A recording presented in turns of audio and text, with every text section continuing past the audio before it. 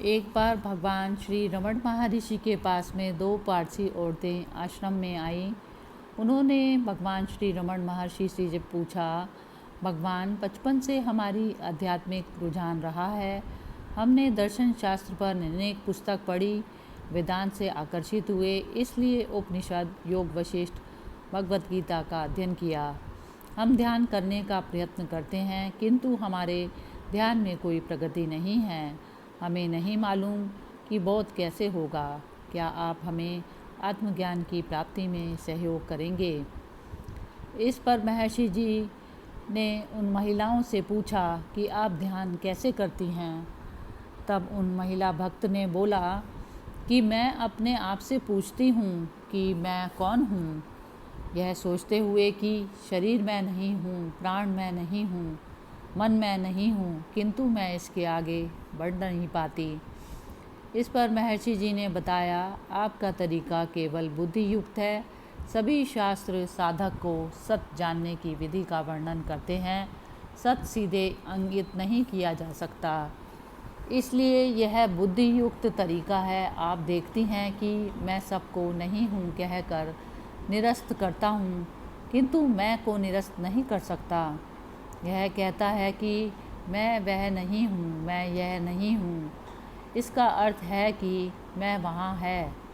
यह मैं केवल अहंकार है या मैं का विचार है। इस मैं के विचार के उदित होने से दूसरे अन्य विचार उदित होते हैं, इसलिए मैं का विचार आधारभूत विचार है। यदि जड़ को बाहर निकाल दिया जाता है तो उसी समय दूसरे विचार भी निर्मूल हो जाते हैं। इसलिए मैं की जड़ में पहुँचे। अपने आप से प्रश्न करें कि मैं कौन हूँ, उसका स्रोत मालूम करें, तब सब कुछ लुप्त हो जाएगा और सर्वोत्तम आत्मा विद्यमान रहेगा। भक्त ने पूछा कि इसे किस प्रकार से करें। तब इस पर महर्षि जी बताते हैं, मैं सदैव वहाँ है। गहरी निद्रा, स्वप्न, जागृत अवस्था में जो अस्तित्वमान है वही अब बात कर रहा है। मैं की अनुभूति सदैव है, अन्यथा आप अपने अस्तित्व को इनकार कर देंगी, जो आप नहीं कर सकते। आप कहती हैं कि मैं हूँ, मालूम करें कि यह मैं कौन है। इस पर भक्त ने कहा कि मैं अभी नहीं समझ पा रही। हम जिसे मैं कहते हैं वह गलत मैं है, और उस गलत मैं को कैसे निरस्त करा जाए। इस पर महर्षि जी बताते हैं, आपको गलत मैं को निरस्त करने की आवश्यकता नहीं है। मैं स्वयं को कैसे निरस्त कर सकता है। आपको केवल उसका स्रोत मालूम करके उसमें स्थित होना होगा। आपके प्रयत्न केवल यहाँ तक काम आ सकते हैं, तब उसके पार वह स्वयं अपनी चिंता करेगा। आप वहाँ कुछ नहीं कर सकते, कोई प्रयास वहाँ तक नहीं पहुँच सकता।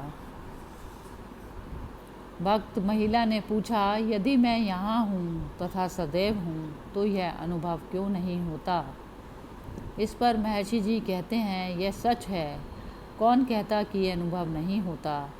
क्या यह वास्तविक मैं कहता या गलत मैं, इसकी परीक्षा कीजिए। आपको मालूम होगा कि ये गलत मैं है। गलत मैं अवरोध है, उसे बहिष्कृत करना चाहिए ताकि वास्तविक मैं छुपा ना रहे। मैंने ज्ञान प्राप्त नहीं किया का विचार ज्ञान अनुभूति में बाधक है। तथ्य यह है कि इसकी अनुभूति पहले ही हो चुकी है। कुछ और अधिक बोध की आवश्यकता नहीं है, अन्यथा ज्ञान नया होगा, अर्थात इसका अस्तित्व नहीं था, वह अब अपना स्थान ग्रहण करेगा। जो पैदा होगा उसकी मृत्यु होगी। यदि आत्मानुभूति शाश्वत नहीं है तो उसके होने का कोई मूल्य नहीं। इसलिए हम जिसे प्राप्त करने का प्रयास करते हैं वह कोई नई चीज़ नहीं होती। यह वह है जो शाश्वत है, किंतु अवरोध के कारण बोध में नहीं आ सका। यह वह है जिसे हम प्राप्त करना चाहते हैं। केवल अवरोधों को दूर करने का प्रयत्न करना है। अज्ञान के कारण जो शाश्वत है उसका बोध नहीं हो पाता। अज्ञान अवरोध है, उस अज्ञान से बाहर निकलें तो सब कुछ अच्छा होगा। अज्ञान मैं के विचार के समरूप है। इसका स्रोत मालूम करें तो यह लुप्त हो जाता है, शरीर की चैतन्यता में नहीं है। शरीर नहीं कहता कि मैं हूँ, यह आप हैं जो कहते हैं कि मैं शरीर हूँ। मालूम करें कि यह मैं कौन है। इसके स्रोत की खोज करने पर यह विलुप्त हो जाता है। तब भक्त महिला ने कहा कि क्या तब आनंद होगा? इस पर महर्षि जी बताते हैं, आनंद सच्चित के साथ अविच्छिन्न रूप से जुड़ा है। उसकी प्रकृति आनंदमय है। अज्ञान ने अभी उस आनंद को छुपा रखा है। अनंत अज्ञान को दूर करें और आनंद प्रकट हो जाएगा। भक्त महिला ने पूछा, आत्मज्ञान के बाद शरीर का क्या होता है? क्या यह अस्तित्व में रहता है या नहीं? हम ज्ञानियों को भी दूसरे को की जैसे क्रिया करते हुए देखते हैं। इस पर महर्षि जी बताते हैं, यह प्रश्न अभी उत्पन्न नहीं होना चाहिए।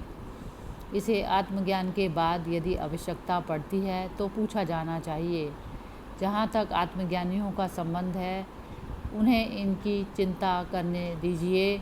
आप उनकी चिंता क्यों करती हैं? वास्तविकता यह है कि आत्मानुभूति के बाद शरीर तथा अन्य सभी आत्मा से अलग नहीं दिखाई पड़ते।